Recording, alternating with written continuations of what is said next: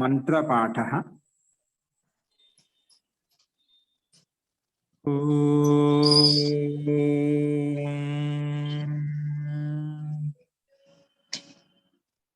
सहनाववतु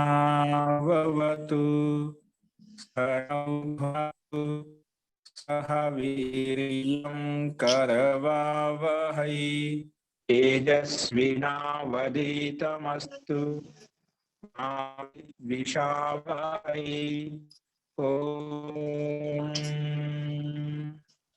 शांति शांति शांति। सर्वेभ्यो అందరికీ నమస్కారం అండి. నిన్న మనము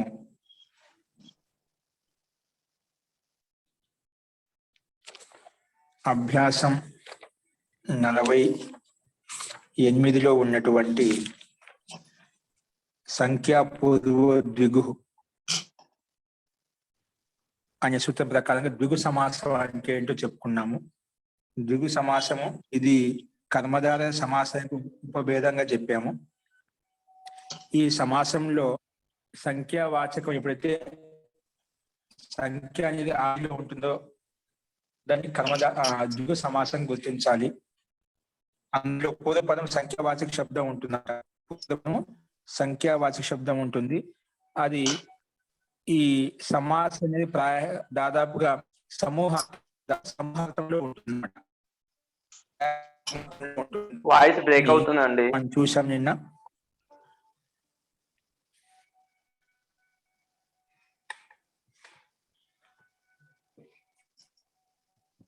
ఇప్పుడు వస్తుందండి. ఇప్పుడు వస్తుందండి.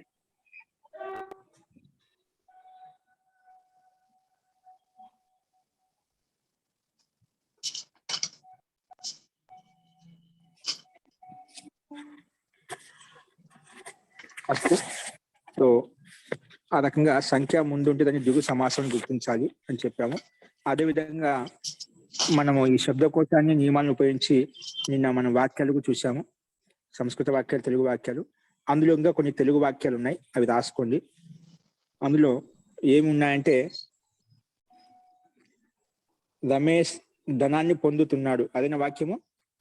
రమేష్ ధనాన్ని పొందుతున్నాడు. రమేష్ ధనాన్ని పొందుతున్నాడు అంటే రమేష ధనం ఆప్నోతి లేదా ప్రాప్నోతి. రమేష ధనం ప్రాప్నోతి. రమేష ధనం ప్రాప్నోతి. రమేష ధనం ప్రాప్నోతి. నెక్స్ట్ వాక్యం అండి. నేను కీర్తిని పొందుతున్నాను. నేను కీర్తిని పొందుతున్నాను.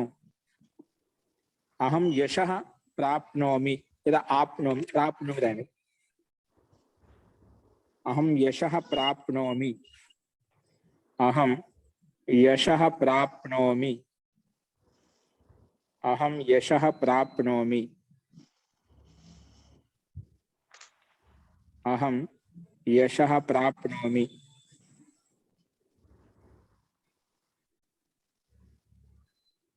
నెక్స్ట్, నీవు పుస్తకాన్ని పొందుతున్నావు.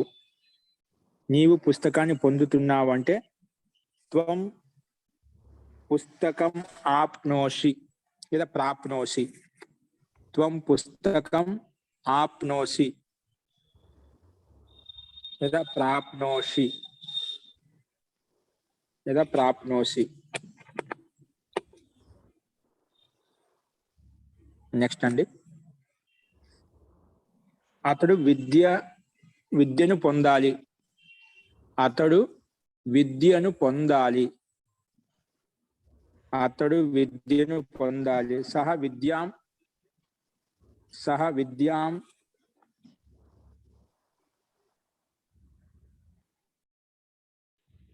ఆప్నుయాత్ లేదా ఆప్నోతు. పొందాలి అంటారా. సహ విద్యాం ఆప్నోతు. సహ విద్యాం ఆప్నోతు లోట్ల కదండి. సహ విద్యాం ఆప్నోతు లింగి లకారంలో అయితే ఆప్నుయాత్కు రాసుకోవచ్చు. లింగి లకారము లోట్ లకారం యొక్క అర్థం ఒకే విధంగా ఉంటుంది కాబట్టి ఇది రాసిన ఒకటే. సో ఆప్నోతు లేదా ఆప్నుయాత్, సహ విద్యాం ఆప్నోతు లేదా సహ విద్యాం ఆప్నుయాత్ రెండిట్లో ఏదైనా రాసుకోవచ్చు.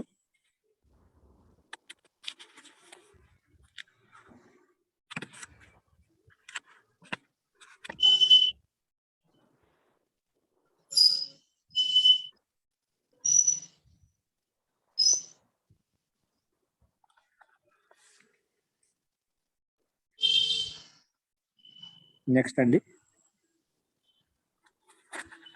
నెక్స్ట్ వాక్యం వచ్చి నేను ధనాన్ని పొందాలి. నన్ను ధనం పొందమంటావా, నన్ను ధనం పొందమంటావా, నేను ధనాన్ని పొందమంటావా, నేను ధనాన్ని పొందమంటావా. అహం అహం ధనాన్ని ఆప్నవాని, అహం ధనాన్ని అంటే ధనము రాసుకోండి ఏకొచ్చిన. అహం ధనం ఆప్నవాని, ధనాన్ని పొందమంటావా. అహం ధనం ఆప్నవాని లేదా ప్రాప్నవాని, ఆప్నవాని లేదా ప్రాప్నవాని. నెక్స్ట్ అండి,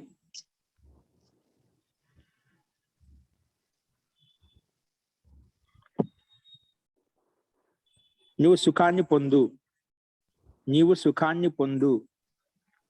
త్వం సుఖం ఆప్నోహి, త్వం సుఖం ఆప్నోహి. నీవు సుఖాన్ని పొందు అంటే త్వం సుఖం ఆప్నోహి, త్వం సుఖం ఆప్నోహి. నెక్స్ట్ 22వ వాక్యం, అది క్రమ సంఖ్య మీరు ఏ రకంగా రాసుకుంటే రాసుకోండి, సంఖ్య ముఖ్యం కాదు, వాక్యం ముఖ్యం. ఇక్కడ అతడు శాంతిని పొందుతాడు, అతడు శాంతిని పొందుతాడు, అతడు శాంతిని పొందుతాడు. సహ శాంతిం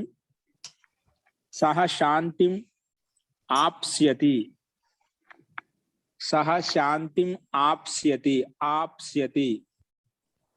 సహ శాంతిం ఆప్స్యతి, సహ శాంతిం ఆప్స్యతి.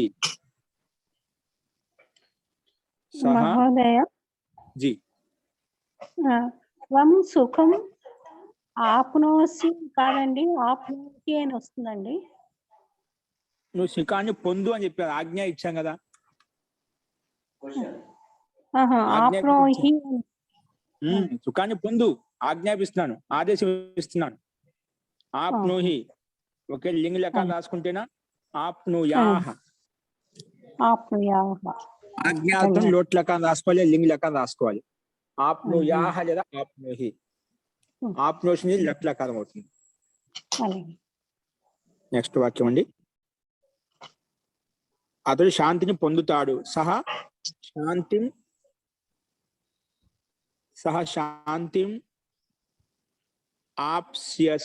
ఆప్స్యతి, సహ శాంతిం ఆప్స్యతి.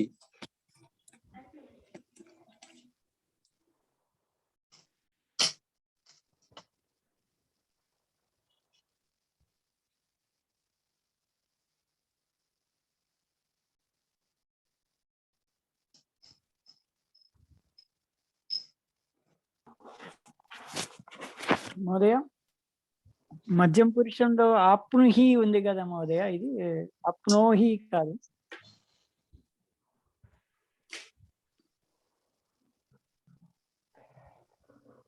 హరి ఓం. జీ చెప్పండి. ఈ మధ్యం పురుషంలో ఆప్నుహి అని ఉంది కదా, ఆప్నోహి అని చెప్పారు కదా, ఆప్నుహి అని ఉంది. ఎందుకు వచ్చిందంట అలా? ఆప్నోహి అని చెప్పారు, అప్పుడు ఆప్నుహి అని. ఆప్నుహి చెప్పింది. ఓకే, నెక్స్ట్ రాసుకోండి.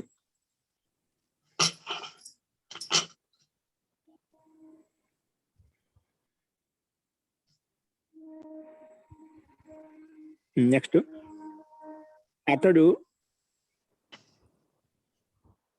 ఇది అయిపోయిన అది శాంతిని ఆప్స్యతి అని చెప్పాను. నెక్స్ట్ వాక్యం, నన్ను జ్ఞానాన్ని పొందమంటావా, నన్ను జ్ఞానం పొందమంటావా,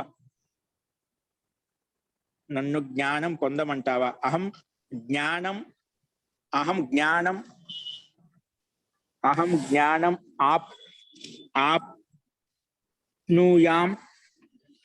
జ్ఞానం ఆప్నుయాం, అహం జ్ఞానం ఆప్నుయాం, అహం జ్ఞానం ఆప్నుయాం, అహం జ్ఞానం ఆప్నుయాం, అహం జ్ఞానం ఆప్నుయాం. నెక్స్ట్, లేదా లోట్ లెక్క రాస్తే ఆప్నవాణి అని రాసుకోవచ్చు. అహం జ్ఞానం ఆప్నవాణి, జ్ఞానాన్ని పొందమంటావా. ఆప్నవాణి లోట్ లకారం ఉత్తమ పురుషు ఏకవచనం, లేదా లింగ్ లకారం ఉత్తమ పురుషు ఏకవచనం, ఆప్నుయాం వస్తుంది, ఆప్నుయాం. ఓకే, నెక్స్ట్ వాక్యం అండి, నీవు కీర్తిని పొందు, నీవు యశస్సును పొందు అంటే కీర్తిని పొందు. త్వం కీర్తిం ఆప్నోషి, ఆప్నోహి లేదా ఆప్నుయః. త్వం కీర్తిం లేదా యశః ఆప్నుయాః, ఆప్నుయాః. త్వం కీర్తిం ఆప్నుయాః లేదా యశః ఆప్నుయాః, యశః ఆప్నుయాః. నెక్స్ట్ అండి, అది పొందావు మహోదయ. ఏంటి చెప్పుకోను అండి, యశమానమా ఏంటి సుబ్బరాయుడు గారు. పొందావు అని ఉంది గురువు గారు. పొందావు ఉందా, భూతకాలం పొందావు, పొందావు, ఈ వాక్యం పొందావు. భూతకాలం, భూతకాలం మహోదయ. ఇది మహోదయ ఇది చెప్పండి. ఒక్కసారి చెప్తారా? నేను సుఖాన్ని పొందానన్నారు. అహం సుఖం పొందాను అన్నప్పుడు అహం సుఖం ఆప్నవం, అహం సుఖం ఆప్నవం. అస్తు మహోదయ. సుఖాన్ని పొందాలని చెప్పిన వాక్యం అది కాదు కదా, అది వాక్యం ఉందండి సుబ్బరాయుడు గారు. మహోదయ మీరు నీవు కీర్తిని పొందావు అని చెప్పారు. అది నెక్స్ట్ సెంటెన్స్ మహోదయ. అది చెప్పింది నీవు అయితే ముందు వాక్యం నీవు యశస్సును పొందావు, భూతకాలం. ఇది కూడా సుబ్బరాయుడు చెప్పాలంటే అదే పొందావు అంటే ఆప్నోహ్, త్వం కీర్తిం ఆప్నోహ్, త్వం కీర్తిం ఆప్నోహ్ లేదా యశః ఆప్నోహ్. త్వం కీర్తిం ఆప్నోహ్ లేదా యశః ఆప్నోహ్ అంటే పొందావు, నీవు పొందావు, భూతకాలం అండి. Okay, correct. నెక్స్ట్ అండి, నెక్స్ట్ వాక్యం వచ్చి, నేను పనిని సమాప్తం చేస్తున్నాను, నేను పనిని సమాప్తం చేస్తున్నాను. అహం కార్యం సమాప్నోమి, దాని ముందు మహోదయ, కార్యం. దాని ముందు నేను సుఖాన్ని పొందాను, నీవు కీర్తిని పొందావు, నేను సుఖం ఆప్నవం. నేను సుఖాన్ని పొందాను అంటే అహం సుఖం ఆప్నవం, నేను సుఖాన్ని పొందాను, అహం సుఖం ఆప్నవం, సుఖం ఆప్నవం. ఓకే, నెక్స్ట్ నేను పనిని సమాప్తం చేస్తున్నాను, నేను పనిని సమాప్తం చేస్తున్నాను, నేను పనిని సమాప్తం చేస్తున్నాను.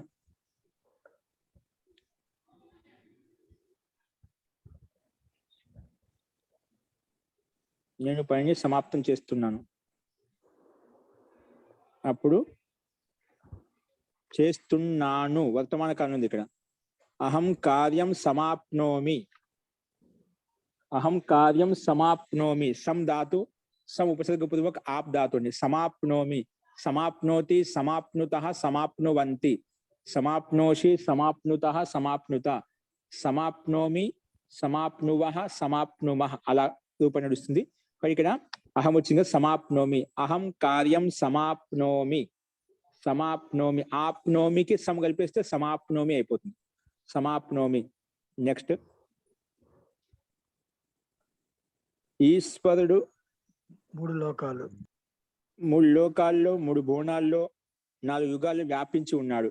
ఈశ్వరుడు 3 లోకాల్లో 3 భువనాల్లో ఇంకా 4 చతుర్యుగాల్లో కూడా 4 యుగాల్లో వ్యాపించి ఉన్నాడు. రాసుకుని ఈశ్వర త్రిలోకే ఈశ్వర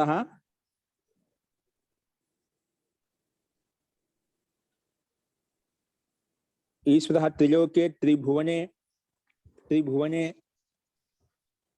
త్రిభువనే చతుర్యుగే చ చతుర్యుగే చ చతుర్యుగే చ చతుర్యుగే చ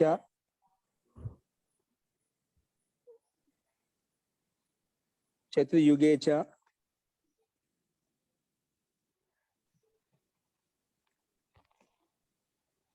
చతుర్యుగే చ వ్యాప్నోత్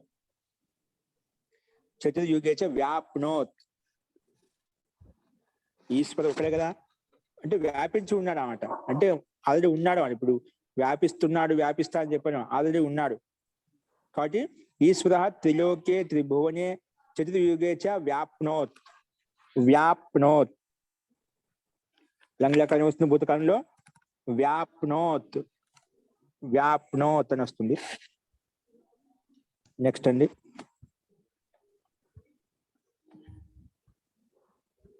ఇవి మనకు వాక్యం. ఇంకేమైనా ఉన్నాయండి లబ్ధాతును ఉపయోగించి ఆబ్దాతును ఉపయోగించి?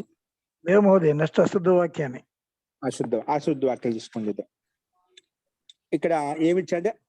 అప్రాప్నోహు అప్రాప్నోహు ఇచ్చాడు. అప్రాప్నోహు కాదు, ప్రాప్నోహు ఉండాలి. ప్రాప్నోహు ప్రాప్నోహు శుద్ధవాక్యం. అప్రాప్నవం ఇచ్చాడు. అప్రాప్నవం కాదు, ప్రాప్నవం ఉండాలి. ఉండాలి ప్రాప్నవం ప్రాప్నవం ప్రాప్నవం ప్రాప్నవం. అంటే దానికి ఎలా ఉండాలి ఏదైనా ఉందా సార్? ఏంటండి అంటే క్రియాపదాలు తప్పిచ్చాడు, క్రియాపదాలు తప్పిచ్చాడు. అందుకే అశుద్ధం ఇచ్చామంట. మరి శుద్ధం అప్రాప్నవం కాదు, ప్రాప్నవం ఉండమాట. ప్రాప్నవం ఉండాలి శుద్ధవాక్యం. ఓకే. నెక్స్ట్ త్రిలోకేషు త్రిభువనేషు చతుర్యుగేషు. ఇక్కడ మనకు బహువచనం, ఇప్పుడే అంతిమ వాక్యం రాశాం. ఇక్కడ బహువచనం ఇచ్చాడు. 3 లోకాల్లో అని 3 లోకాల్లో మన దాంట్లో బహువచనం పెట్టాల్సిన అవసరం లేదు ఇక్కడ. దాన్ని త్రిలోకే, ఎందుకంటే ఏకవచనం పెట్టుకోండి. త్రిలోకం అంటే అది సమస్త పదం కాబట్టి సమాసయుక్త పదంలో విడివిడిగా ఉండదు అనమాట. అందుకే త్రిలోకే త్రిభువనే చతుర్యుగే అని పెట్టుకున్నామట. త్రిలోకేషు త్రిభువనేషు చతుర్యుగేషు సప్తమి భక్తి బహువచనంలో ఉన్నాయి. మనం వీటినన్నిటిని సప్తమి భక్తి ఏకవచనం రాయాలి. త్రిలోకే త్రిభువనే చతుర్యుగే అలా ఉండాలి. ఇది శుద్ధవాక్యము. ఓకే అండి. ఈ రకంగా మనం అభ్యాసం 48లో ఉన్నటువంటి శబ్దకోశాన్ని ఉపయోగించి, తత్పురుష కర్మధార సమాసాన్ని ఉపయోగించి, ద్విగు సమాసాన్ని ఉపయోగించి కొన్ని వాక్యాలు చూసాము. ఇక్కడ త్రిలోకే త్రిభువనే చతుర్యుగి ద్విగు సమాసం అండి, సమస్త యుక్త పదం. త్రి అనేది సంఖ్యావాచి ముందు ఉంది కాబట్టి అది ద్విగు సమాసాన్ని గుర్తించాలి. అస్తు. కింద ఇంకా కొన్ని చెప్పండి. మహోదయ, నీవు కీర్తిని పొందేవన్నప్పుడు త్వం యశః లేకపోతే కీర్తిం ఆప్నుయాహ్ అని చెప్పారు ముందు, తర్వాత ఆప్నోహ్ అని చెప్పారు. ఏది కరెక్ట్ అండి? ఆప్నుయాహ్ చెప్పానా? ఆప్నుయాహ్ అని చెప్పారు ముందు, తర్వాత చెప్పానా పొందాలి అని చెప్పానా? నువ్వు కీర్తిని పొందావు పొందావు పొందావంటే అయిపోయింది. అందుకే ఆప్నోహ వస్తుంది. ఆప్నోహ అండి. ఆనా ఆప్నోహ ఆ దీర్ఘ ఆప్నోహ్ దీర్ఘం ఆప్నోహ్.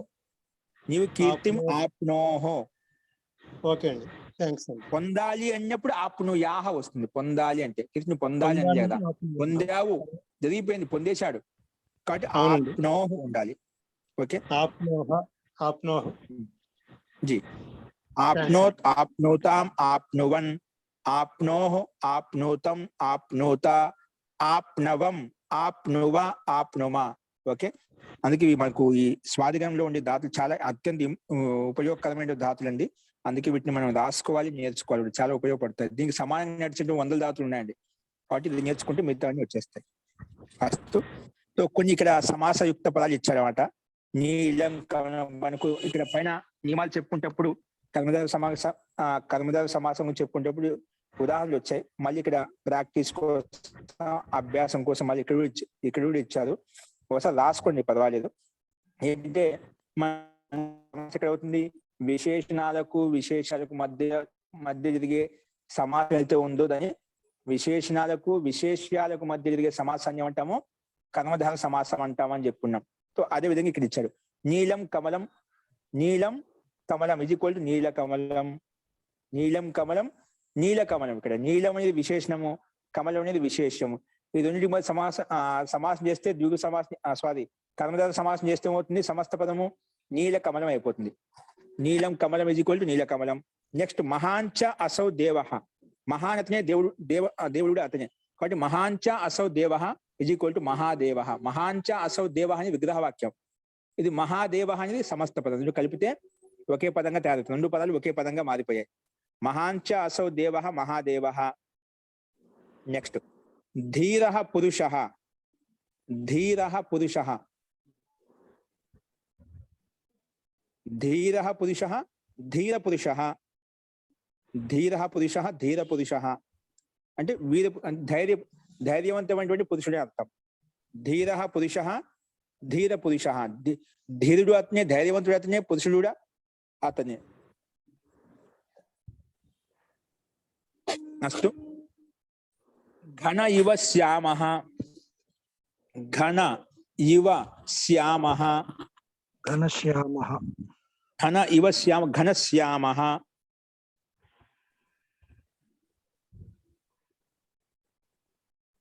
ఘనశ్యామ.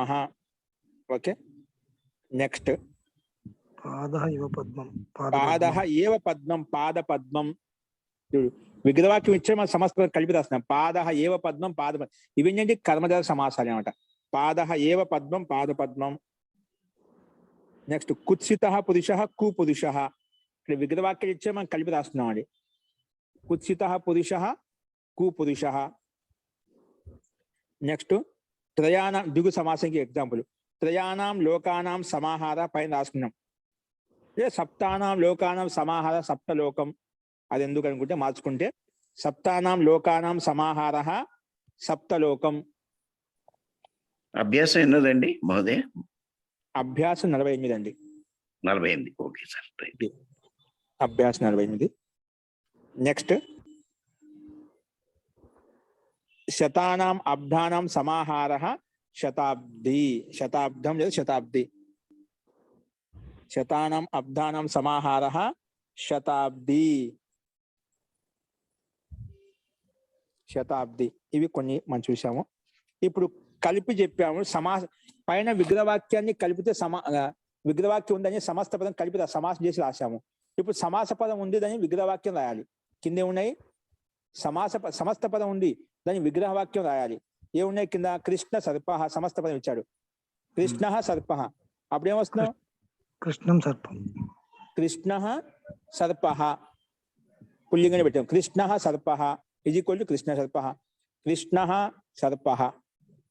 ఓకే, నెక్స్ట్ కరకమలం ఇచ్చాడు. ఇక్కడ సమస్త పదం ఇచ్చాడు. కరకమలం. కరం ఏవ కమలం, కరకమలం. కరం ఏవ కమలం, కరం ఏవ కమలం, కరకమలం. కరం ఏవ కమలం, కరకమలం. నెక్స్ట్ నీలం ఉత్పలం. నీలం ఉత్పలం. నీలోత్పలం ఉంది, కల్పించాడు ఇక్కడ సమస్త పదం. విడగొడితే నీలం ఉత్పలం. నీలం ఉత్పలం. నీలం ఉత్పలం. అన్నిట్లో విశేషణాలకు విశేషణము విశేషాలకు మధ్యనే మనకు సమాసము కనిపిస్తుంది ఇక్కడ. నెక్స్ట్ సుపురుష అంటే సుపురుష ఉంది. సత్ సుష్టు పురుష, సుష్టు పురుష, సుపురుష. మహోదయ సత్పురుష అనొచ్చు కదా, కనకూడదా? పురుష, సత్స పురుష, సత్పురుష అలా కూడా చెప్పుకోవచ్చు. సు అని వచ్చి మాకు కుత్సితార్థంలో కుత్సిత కు వచ్చింది, సుష్టు అర్థంలో సు వచ్చింది కాబట్టి మనం సత్ శబ్దాన్ని ఇంకో అర్థం తీసుకోవాలి. సత్పురుష అది ఏమవుతుంది? సత్య పురుష, సత్పురుష ఇది కూడా అవుతుంది మనకు. ఏది మనం మహాంచాస్తో మహాత్మ అలాగా సత్య పురుష, సత్పురుష. సుందర పురుష అని కూడా అనొచ్చు కదా. ఏంటండి? సుందర సుందర పురుష సుందర పురుష, సుపురుష. పైన సత్య అసౌ పురుష, సత్పురుష. సత్య అసౌ పురుష, సత్పురుష అలా అవుతుంది. సత్య అసౌ పురుష, సత్పురుష. ఇక సుందర పురుష, సుపురుష. సుందర పురుష, సుపురుష. నెక్స్ట్ పురుష వ్యాఘ్ర. పురుష వ్యాఘ్ర ఇవ. పురుష వ్యాఘ్ర, పురుషుడు ఎట్లా ఉన్నాడు? వ్యాఘ్ర ఇవ, వ్యాధికి సమానంగా, పులికి సమానంగా. వ్యాఘ్ర ఇవ పురుష, వ్యాఘ్ర ఇవ పురుష వ్యాఘ్ర. పురుష వ్యాఘ్ర ఇవ పురుష వ్యాఘ్ర.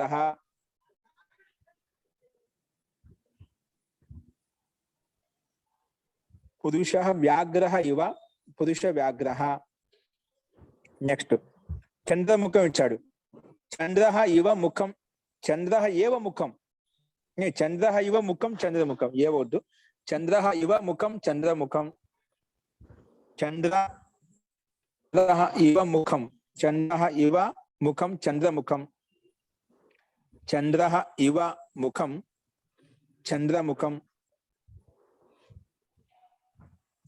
చంద్ర ఇవ ముఖం, చంద్రముఖం.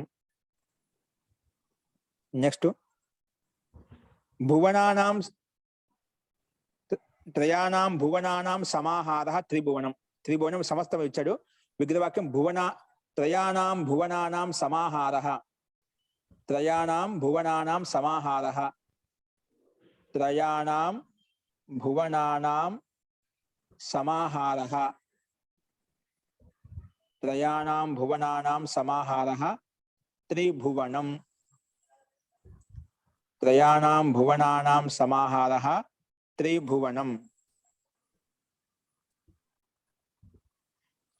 పంచానాం పాత్రానాం సమాహార. నెక్స్ట్ ఇది పంచపాత్రం ఇచ్చే సమస్త పదం.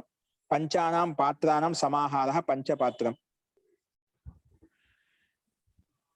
నెక్స్ట్ చతుర్యుగి ఇచ్చాడు. ఇక్కడ ఏమి ఇచ్చాడు? చతుర్యుగి. చతుర్నాం యుగానాం సమాహార చతుర్యుగి శ్రీలింగంలో. చతుర్నాం యుగానాం సమాహార చతుర్యుగి. మహోదయ పంచానాం పాత్రానాం పంచపాత్ర. పంచపాత్రం. పంచానాం పాత్రానాం. పంచానాం పాత్రానాం సమాహార పంచపాత్రం. చతుర్నాం యుగానాం సమాహార చతుర్యుగి శ్రీలింగంలో. చతుర్నాం యుగానాం సమాహార చతుర్యుగి.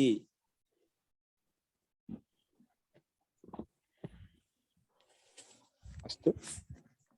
లాస్ట్ పంచయోజనం. పంచానాం యోజనానాం సమాహార పంచయోజనం. అంటే యోజన అంటే కొన్ని మైళ్ళు దాన్ని పంచయోజనం అంటాం. 5 మైళ్ళు ఉందండి, 10 మైళ్ళు ఉందంట. అంటే ఒక్కొక్క మైల్ వచ్చేసి కొన్ని 3 కిలోమీటర్లు అంటారు, కొంతమంది 5 కిలోమీటర్లు అంటారు, 8 కిలోమీటర్లు అంటారు. అది ఒక్కొక్క చోట ఒక్కొక్క పరిభాష ఉంది. సో కొంత మైళ్ళ దూరం. అస్తు. పంచానాం యోజనానాం పంచానాం యోజనానాం సమాహార పంచయోజనం. పంచానాం యోజనానాం సమాహార పంచయోజనం. గురుగారు చతుర్యుగి అంటే గురుగారు 4 యుగాల యొక్క సమూహాన్ని చెప్పిన. సత్యయుగము, ద్వాపర, త్రేత వాటి యొక్క సమూహాన్ని చతుర్యుగి అంటాం శ్రీలింగం. ఎట్లా రాయాలి గురుగారు? చతుర్యుగి. చతుర్యుగి.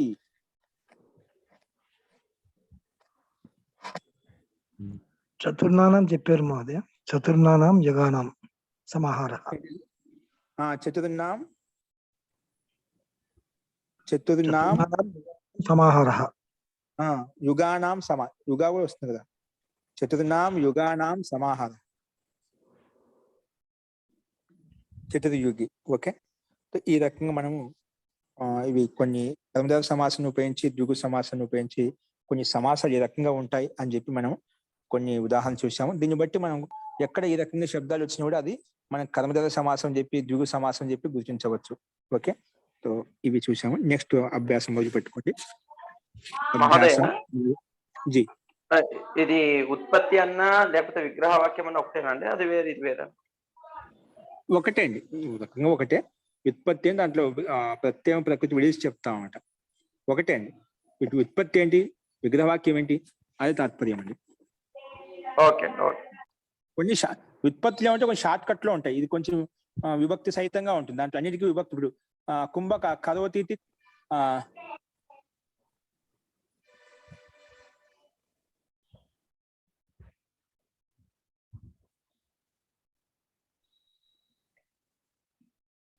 కుంభకారహ ఉంది, కుంభం కరోతి కుంభకారహ, ఇది విగ్రహవాక్యం అన్నమాట. ఆ రకంగా కొన్ని ఉత్పత్తి ఇంకా సింపుల్ గా ఉంటుంది సహజంగా. ఓకే, అవి చెప్తాను నీకు సందర్భం వచ్చినప్పుడు. సో దాదాపుగా ఒకటే అండి. ఓకేనా? ఓకే. ఇప్పుడు రాసుకోండి. నెక్స్ట్ 49వ అభ్యాసం మొదలు పెట్టుకోండి. అభ్యాసం 49. ఇక్కడ ఈ అభ్యాసం 49లో మనకు బహువ్రీహి సమాసం అంటే ఏమిటి అది చెప్పుకుంటామండి. అభ్యాసం 49లో బహువ్రీహి సమాసము రాసుకోండి. ముందుగా శబ్దకోశం రాసుకోండి.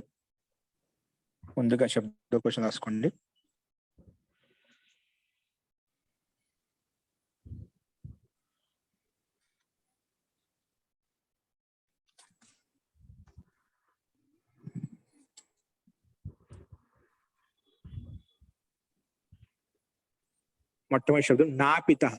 ఇక్కడ మనకు ఇక్కడి నుంచి కొన్ని సామాన్యంగా సహజంగా లోకంలో లౌకికంగా ఉపయోగించేటువంటి పేర్లు, పక్షుల పేర్లు, ఇంటిలో ఉండేటువంటి వస్తువుల పేర్లు, పుష్పముల పేరు, అట్లా సహజంగా వాడుక భాషలో ఎక్కువ వేటితో అయితే సంపర్కంలో ఉంటే, వేటి యొక్క వ్యవహారం రోజు మనం వ్యవహరిస్తుంటామో అటువంటి శబ్దాల యొక్క పరిచయం చేస్తున్నాను ఇక్కడ మనకు. అందుకే అంతకన్నా ముందు కొన్ని పుష్పాల పేర్లు గత అభ్యాసంలో అక్కడ కొన్ని మాలాకారుడు, కన్నధారుడు, ఇవన్నీ మనం ఎక్కువ తరచుగా వీటి యొక్క తిరుగుతూ ఉంటామంట. ఈ పేర్లు తరచుగా ఉపయోగిస్తూ ఉంటామంట లోక వ్యవహారంలో. ఓకేనా? సో ఇక్కడ ఆ రకంగా అందుకే ఇక్కడ కొన్ని ఇంకా మనకు సంపర్కంలో ఉండే వ్యక్తుల పేర్ల యొక్క పేర్లు ఏ రకంగా ఉంటాయి ఇక్కడ చూస్తున్నాము. చూసుకోండి, స్లైడ్ మీద చూడండి. అభ్యాసం 49. నాపిత అంటే మంగళివాడు. అక్కడ చాకలివాడు అవన్నీ చెప్పాం. నిత్యం వాళ్ళతో అవసరం అవుతూ ఉంటుంది మనకు. అట్లా వీళ్ళతో సంపర్కంలో ఉంటాయి ఎప్పుడు. అందుకే ముందు అవి కొన్ని నేర్చుకుంటున్నాం లోక భాష కోసం, లౌకిక వ్యవహారం కోసం. నాపిత అంటే నాయి, మంగళివాడు. నాపిత నాయి అంటే మంగళివాడు. నెక్స్ట్ తక్షక, చూసి రాసుకోండి, స్లైడ్ మీద కనిపిస్తుంది. తక్షక అంటే వడ్రంగి పని చేసేవాడు. తక్షక వడ్రంగి పని చేసేవాడు. తక్షక వడ్రంగి పని చేసేవాడు. జీ అంటే చెక్క పని చేసేవాడు. తలుపులు, కిటికీలు అవి చేస్తుంటారు కదా అటువంటి వాళ్ళు. వడ్రంగి పని చేసేవాడు తక్షక అంటే.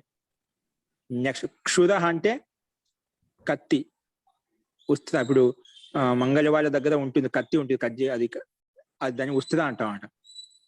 క్షుర అంటే కత్తి, అంటే కత్తి లాంటి కత్తి రాసుకోండి. క్షుర అంటే కత్తి.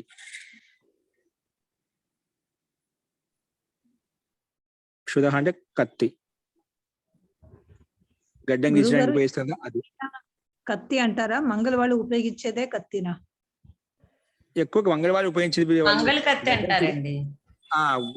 వీళ్ళు గడ్డం చేయడానికి ఉపయోగించేటువంటి పరికరం అనమాట. దానికోసం కత్తి అంటారండి తెలుగులో. సామాన్యంగా కూడా ఉపయోగిస్తారు.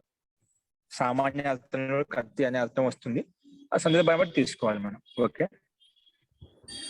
నెక్స్ట్ శౌచిక.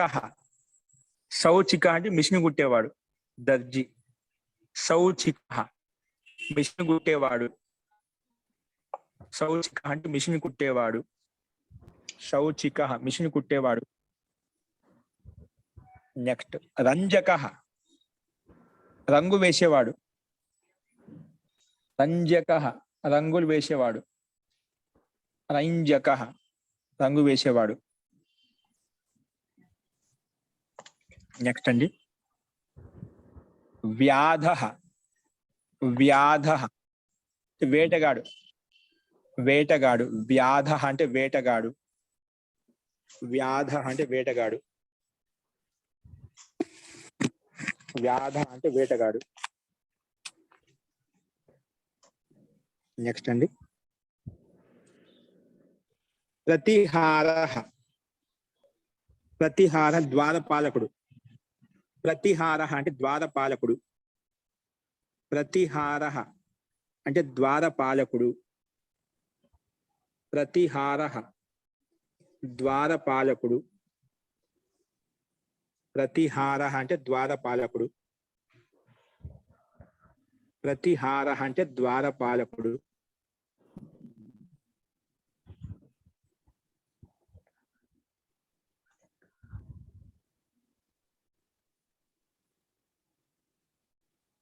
కహార. కహార అంటే ఎవరికైనా తెలుసా? కహార.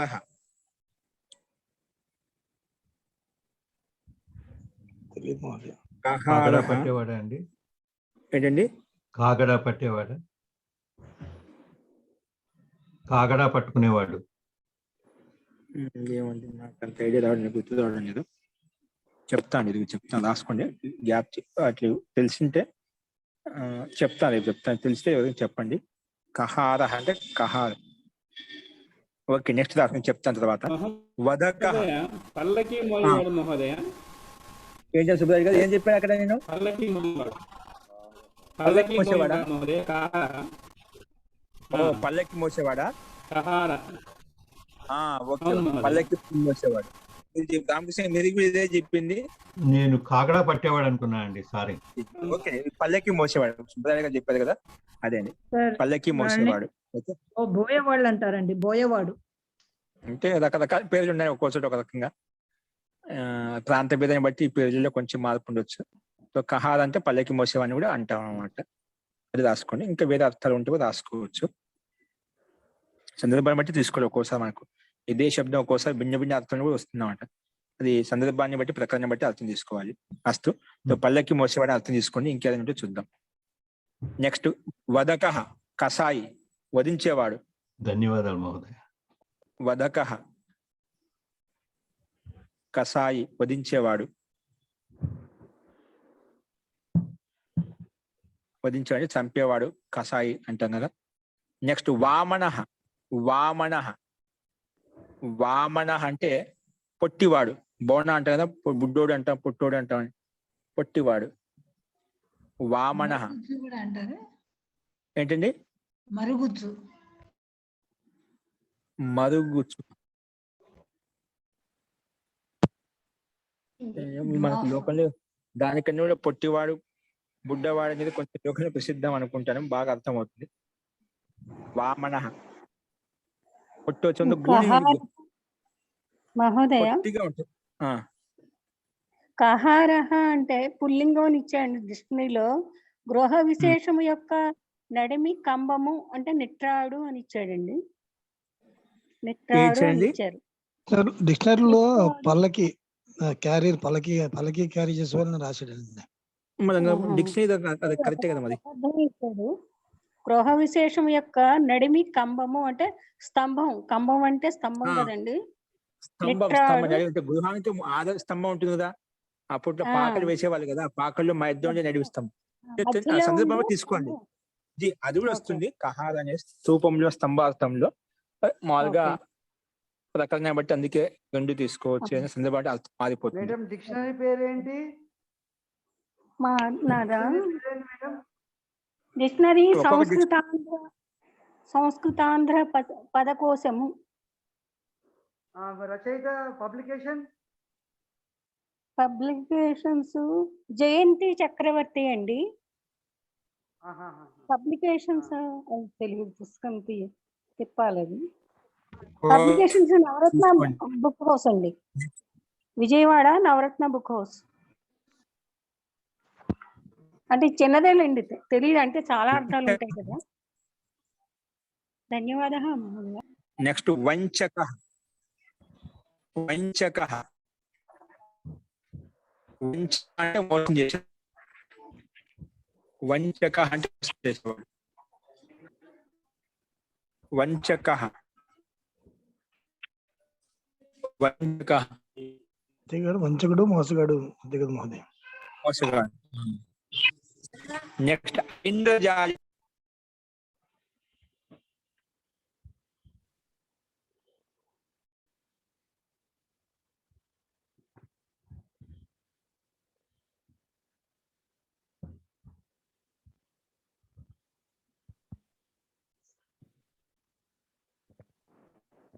వినిపించడం లేదా? ఇప్పుడు వినిపిస్తుందండి. ఐంద్రజాలిక.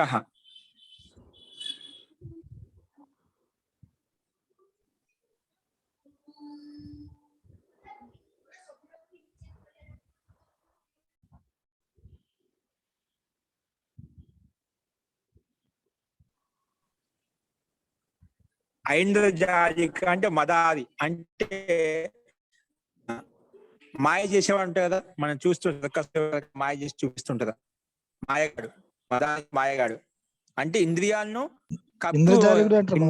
ఇంద్రజాలికుడు అండి, ఇంద్రజాలికుడు. ఇంద్రజాలికుడు ఇంద్రజాలకుడు అంటారు. ఇంద్రియాలను మోసం చేస్తూ ఉంటాడు. ఇంద్రియాలను మోసం చేస్తూ ఉంటాడు. ఓకేనా? అంటే ఇంద్రియ కళ్ళ కప్పి అదేటో క్షణాలు మాయ చేస్తూ ఉంటాడు అనమాట.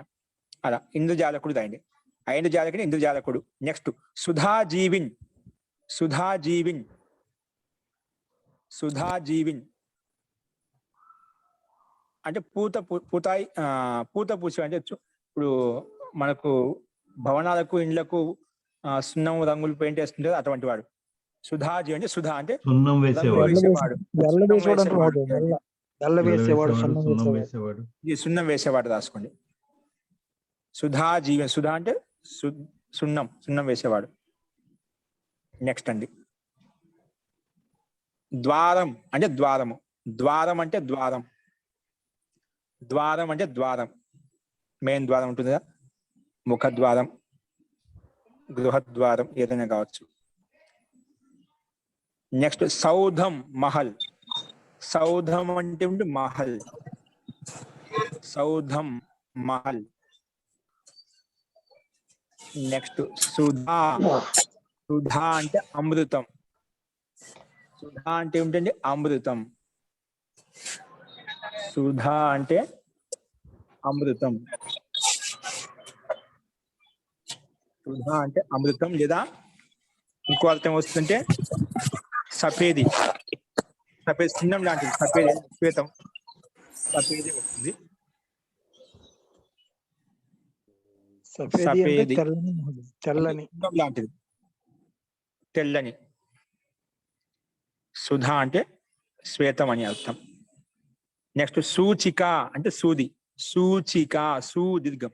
సూచిక. సూచిక, కా దీర్ఘం మళ్ళీ. సూది. సూచిక అంటే సూది. నెక్స్ట్ ఖట్వా. ఖట్వా అంటే మంచం. ఖాట్. ఖట్వా అంటే మంచం, ఖాట్. నెక్స్ట్ ఆసందిక, కుర్చీ. ఆసందిక అంటే కుర్చీ. ఆసందిక. ఆసందిక. మహోదయ, ఇది రెండు లింగాల్లో ఉంటుందా అండి? ఆసందహ, ఆసందిక అని.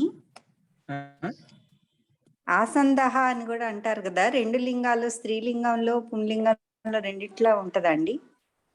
ప్రయోగాన్ని ఉపయోగిస్తుంటారు ఆసందహ అని చెప్పి. మామూలుగా ఆసందికాన్ని ఉపయోగిస్తున్నారు. ఆసందిక మానేతు, ఆసందహ అనేది కొంచెం అట్లా ప్రయోగం ఇస్తుంటారు సామాన్యంగా. కానీ ఆసందిక ఆసందహ అని ఉన్నాయి. అదే ప్రయోగాన్ని బట్టి అక్కడ పుల్లింగంలో ఉపయోగిస్తారండి. మామూలుగా స్త్రీలింగం రాదు. ఆసందిక అనేది స్త్రీలింగంలో ఉంది. ఓకేనా? ఓకే, ధన్యవాదాలు. నెక్స్ట్ అండి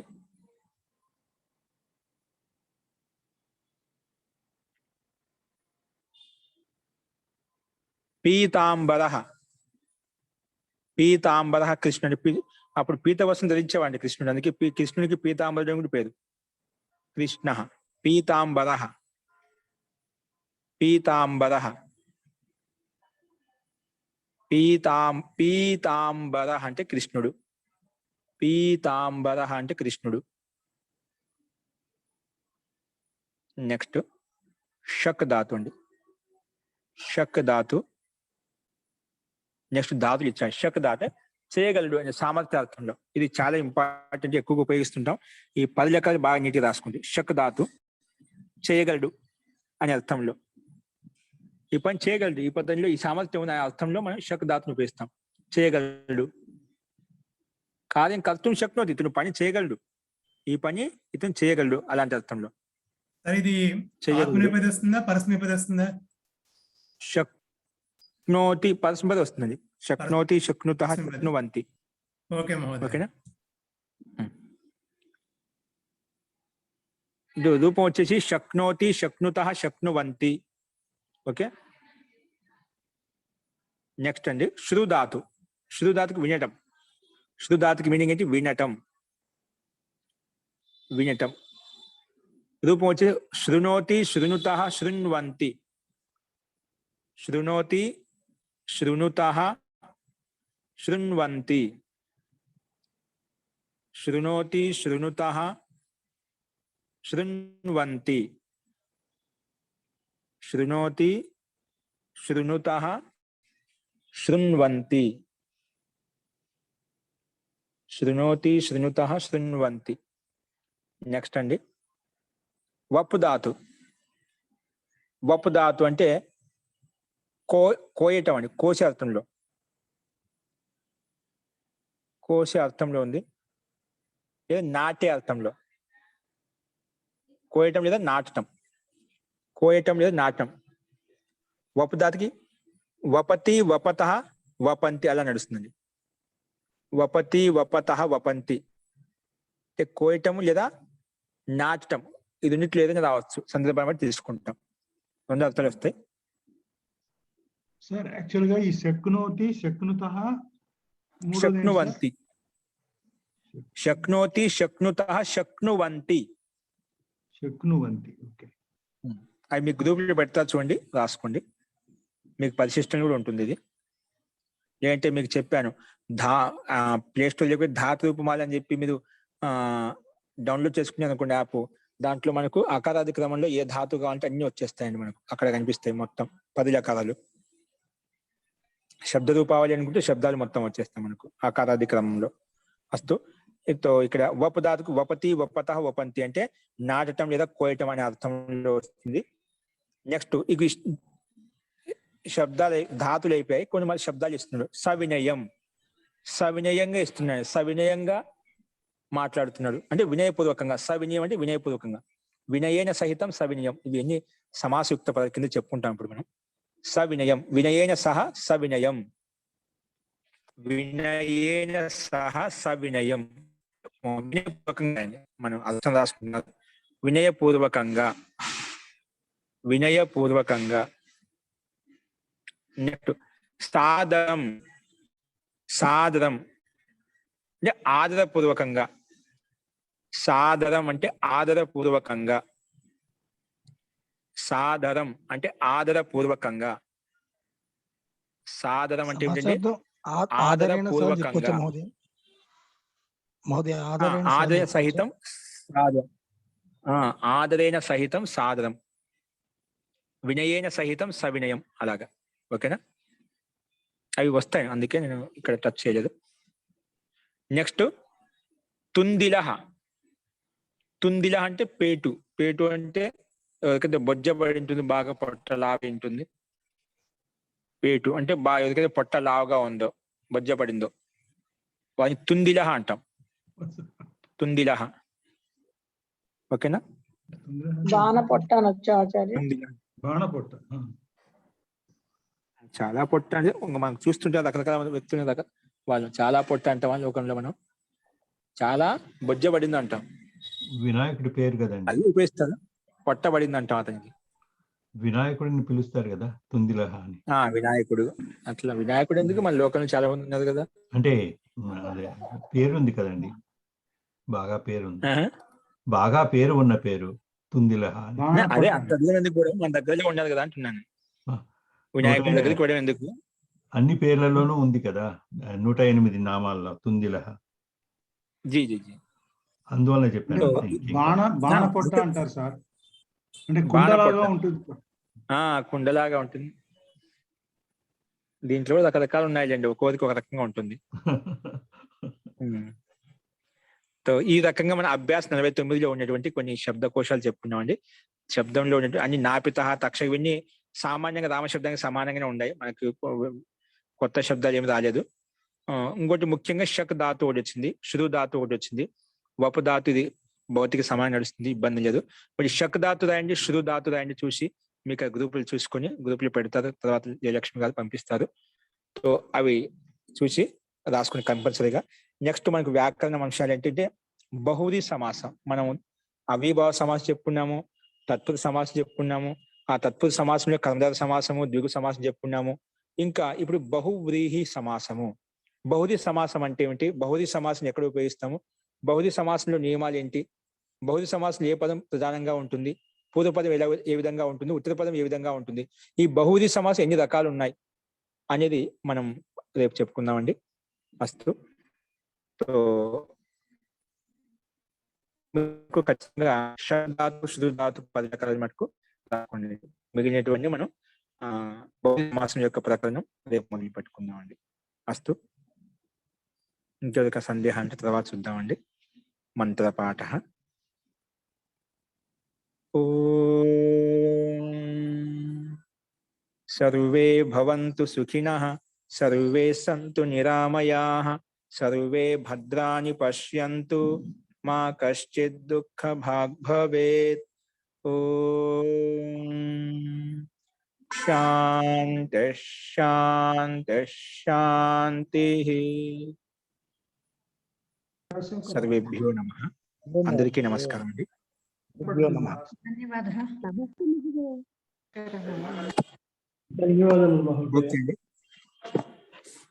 మహోదయ, సమాసాలు ఎప్పటి వరకు, ఎన్ని అభ్యాసం వరకు ఉంటాయండి? 50 వరకు ఉంటాయండి. 50 వరకు ఉంటాయి. ఓకే అండి, ఓకే. 50 కాదు, 49 వచ్చింది కదా. ద్వంద్వ సమాసం మనకు 4 వచ్చింది కదా. భౌతిక సమాసం తర్వాత ద్వంద్వ సమాసం ఉంది. తర్వాత ఆ సమాసాల గురించి మనం ఇవి అయిపోయిన తర్వాత, స్థూలంగా అయిపోయిన తర్వాత సూక్ష్మంగా ఈ సమాసాల గురించి, సందుల గురించి మళ్ళీ చెప్పుకుందామండి. ఓకేనా? అవి ఎందుకంటే చాలా ఇంపార్టెంట్, వాక్య నిర్మాణం సహాయపడతాయి. ద్వంద్వ సమాసాలు అలా ఉంటాయి, అవి చూద్దామండి. మహోదయ రేపు పౌర్ణ మహోదయ సెలవు చెప్పండి. రేపు పూర్ణిమ సెలవు మనకు సాయంత్రం కదా, ఈవినింగ్ క్లాసు, ఇబ్బంది ఏమి ఈవినింగ్ క్లాస్ పెట్టుకుందామండి. మార్నింగ్ ఉండదు కదా, ఈవినింగ్ పెట్టుకుందాంలేండి. ఓకేనా? రేపు పెట్టుకుందామండి. రేపు ఒక విశేష సూచన కూడా ఉంది, ఆ విశేష సూచన మీకు చెప్తాను. ఓకేనా? సో రేపు మనం తీసుకుందామండి. ఓకేనా? రేపు ఉదయం ఉండదు, క్లాస్ ఉండదు. రేపు ఈవినింగ్ తీసుకుందామండి. ఒకవేళ అలాంటి స్థితి వస్తే నేను చెప్తాను, తీసుకున్నాను. ఆచార్య ఉదయం యజ్ఞం ఉంటుందా ఆచార్య? యజ్ఞము సాధ్యమైనంత వరకు ఉంటుందండి, ఉంటుంది. నేను చెప్పడం అంటే నేను నైట్ ప్రయాణంలో ఉంటాను,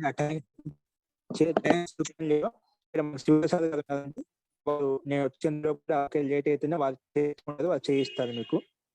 సో రేపు యజ్ఞం ఉంటుందండి, కాబట్టి సాధ్యమైనంత వరకు అందరూ మీకు అనుకూలంగా ఉండే వాళ్ళని ప్రయత్నం చేయండి. వాళ్ళు శివప్రసాద్ చెప్తూ ఉంటారు, చేస్తూ ఉంటారు, మీరు వారిని అనుసరిస్తూ ఉండి. నేను సాధ్యమైనంత నేను కూడా వచ్చేస్తాను, త్వరగా నేను తెలుసుకున్నా అంటే నేనే చేయిస్తాను. ఒకవేళ లేట్ అయితేనే ప్రయాణంలో అది చేయండి.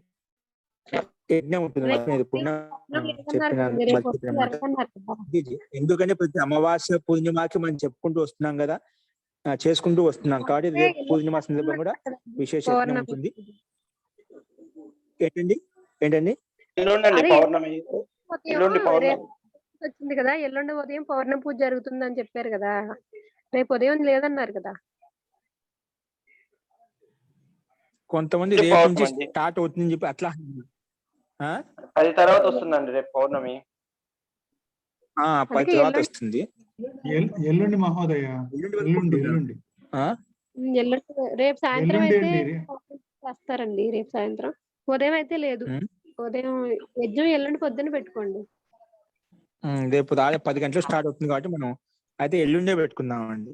ఇది సందిగ్ధంగా మీరు ఎవరో అంటే నేను ఎల్లుండి పెట్టుకుందామండి మరి. ఎందుకంటే ఇక్కడ చూపించడం అది ఎల్లుండి చూపిస్తుంది మనకు క్యాలెండర్ కూడా. సో ఎల్లుండి పెట్టుకుందాం, ఎందుకంటే ఆ ఎల్లుండి వరకు ఉంటుంది మనకు. రేపు మనకు 10 గంటలకు స్టార్ట్ అవుతుంది, లేట్ ఈవినింగ్ అట్లా పెట్టుకోవాలి. ఓకే, ఎందుకు ఎల్లుండి పెట్టుకుందాం, ఎల్లుండి పెట్టుకుందాం. ఓకే, సామాన్యంగా తెచ్చుకోవాలి. ఎల్లుండి అయితే నేను ఖచ్చితంగా ఉంటాను, నేను చేయిస్తాను, దగ్గర నుంచి చేయిస్తాను. ఓకేనా? సో ఎల్లుండి మటుకు ఖచ్చితంగా సిద్ధంగా ఉండేది, ఎందుకంటే ఆ రోజు వరకు కూడా ఉందండి మనకు, కాబట్టి ఎల్లుండి చేద్దామండి. అస్తు. రేపు క్లాస్ ఉంది కదండి ఈవినింగ్, రచనానువాద కౌముది. ఉందండి, క్లాస్ ఉంది, ఈవినింగ్ క్లాస్ ఉంటుంది. ఉంటుందండి, ఈవినింగ్ క్లాస్ ఉంటుంది. సరే. యోగ దర్శన క్లాస్ రేపు యోగ దర్శనం క్లాస్ ఉండదండి, యోగ దర్శనం క్లాస్ ఉంటుంది. సరే, యోగ దర్శనం ఉండదండి. ధన్యవాదాలు ఆచార్య. ఓకే అండి. నమో నమః సర్వేభ్యో మహోదయ, నమః. ధన్యవాదాలు. నమో నమః. నమస్తే గురుజీ, ధన్యవాదాలు గురుజీ. ధన్యవాదాలు గురుజీ.